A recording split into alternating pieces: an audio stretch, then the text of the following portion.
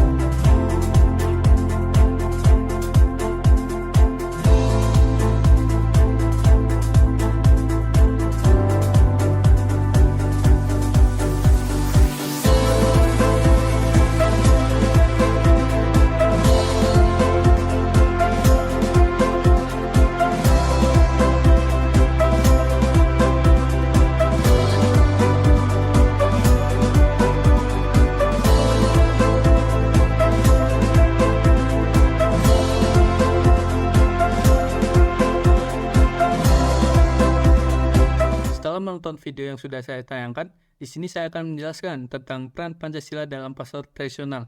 Yang pertama, keadilan sosial. Nah, dalam pasar tradisional, nilai-nilai ini dapat tercermin dalam upaya untuk mencapai kesetaraan dalam perdagangan untuk pembagian keuntungan, serta menghindari praktik monopoli yang merugikan masyarakat. Yang kedua, persatuan dan kesatuan, yang dimana pelaku ekonomi dalam pasar tradisional cenderung memiliki ikatan sosial yang kuat dan saling mendukung, sehingga dapat memperkuat persatuan dan kesatuan dalam masyarakat. Nah, yang ketiga, ada keseimbangan, di mana sila keseimbangan menekankan pentingnya menjaga keseimbangan antara kepentingan ekonomi dan kepentingan sosial dalam pasar tradisional. Selanjutnya, untuk peran Pancasila dalam pasar modern, yang pertama ada keadilan dan keadilan sosial, yang dimana pemerintah berperan dalam menciptakan kebijakan ekonomi yang adil dan berpihak kepada seluruh rakyat, termasuk mengatasi kesenjangan ekonomi dan meningkatkan akses kesempatan bagi lapisan masyarakat yang lebih lemah. Yang kedua, keseimbangan dan kemandirian, yang dimana dalam pasar modern, peran negara dapat mengamankan kemandirian ekonomi dan melindungi sektor-sektor strategis dari dominasi asing yang berlebihan. Nah, yang ketiga ada demokrasi ekonomi, di mana dalam pasar modern, prinsip ini dapat diwujudkan melalui dukungan terhadap usaha kecil dan menengah, serta memastikan akses yang lebih luas terhadap pendidikan dan pelatihan ekonomi.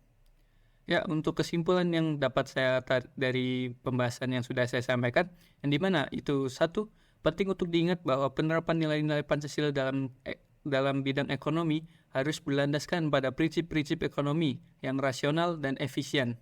Yang kedua, kampanye ini bertujuan untuk mempromosikan keseimbangan antara pasar tradisional dan juga pasar modern.